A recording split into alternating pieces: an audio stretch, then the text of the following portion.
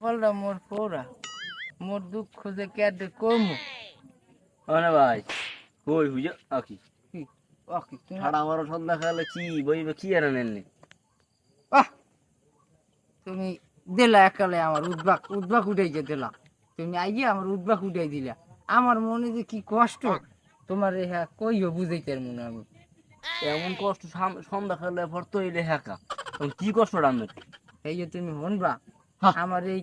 না করলে হুম কেমনে আমার এই দিলে তুমি আবার দাগ লাগাইতে চাও কে হাতে বুঝে কইলে না আর আগে একবার ডাক লাগাইছিলাম তুমি না লাগাইছো কত মানে আছে মানের ভালো কি মানে ডাক্তারে বোঝো না ওই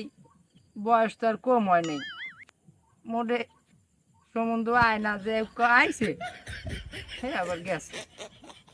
এরকম কভার ভরে ডাকি সম্বন্ধ লইয়া আইছিল আইছে হেলোক যে লোক লই আইছে লোক হেলোকের তো আর কোনো দোষ না দোষ হয়েছে ওই কিছু কুচক করিয়া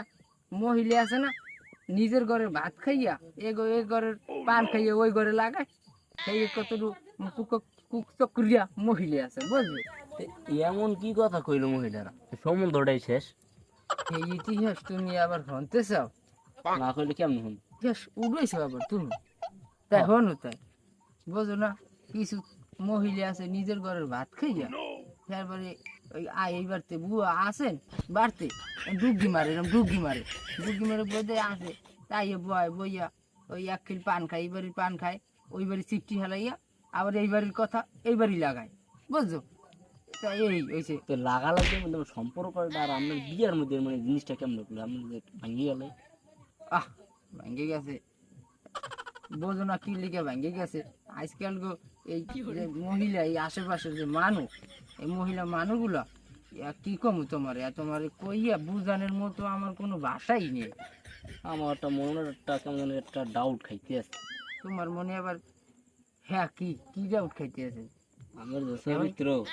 ওটা ভাঙছেন না, আমার চরিত্র তো কোনো খারাপ না। আছে না হ্যাঁ কোনো খারাপ নাই তোমার চরিত্র। এইটা সম্বন্ধে আইসলে হুম এইটা 12টা সম্বন্ধে আর আমার কথা ভালো লাগে আমি চরিত্র আরে পাগল বোঝে না ওরম আইবে যাইবে দেখবে পান খাইবে এরকম কত 12টা দেখে হ্যাঁ তো দোস্ত আমি মহিলাকে দেখিনি তাকে আর দোষ। প্রথম দোস্ত যে আমি 12টা সম্বন্ধ আর কি এনে কথা হ্যাঁ ইয়া কথা খালি ও কথা কয় না ও কথা কয় না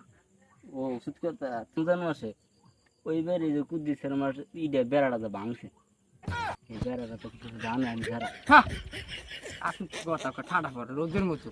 আর ও গত রমজানে আমি ও বাড়িতে গেছি রাইতে শিয়ারি খাইতে ওই বাড়ির খালাম্মাই কইছে যে বাবা আমি তো হজাক পাই না তা আমি তো আর সেদিন ওই রোজা রাখতারি না বাবা তাই তুমি রোজা রাখো আমি কি হয় খালাম আমার রোজা একটাও ছড়ে না তা আমি সেদিন গেছি রাইতে যাই আর বলাইতে গেছি তা হে কথা তুমি শুনলা কেমনে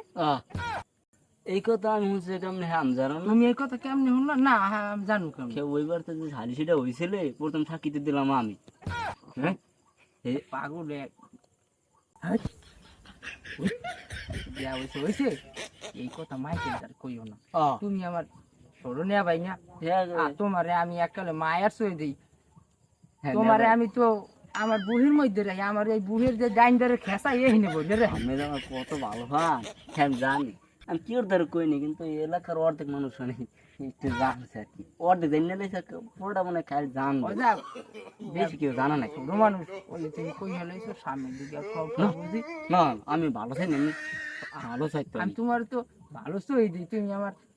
ছোট নেয়া ভাই আমি খেলে খেয়াল রাখছেন আর আমার দিকে বুঝলেন না তোমার দিকে আমার চোখ দুটোটা ঘুরছে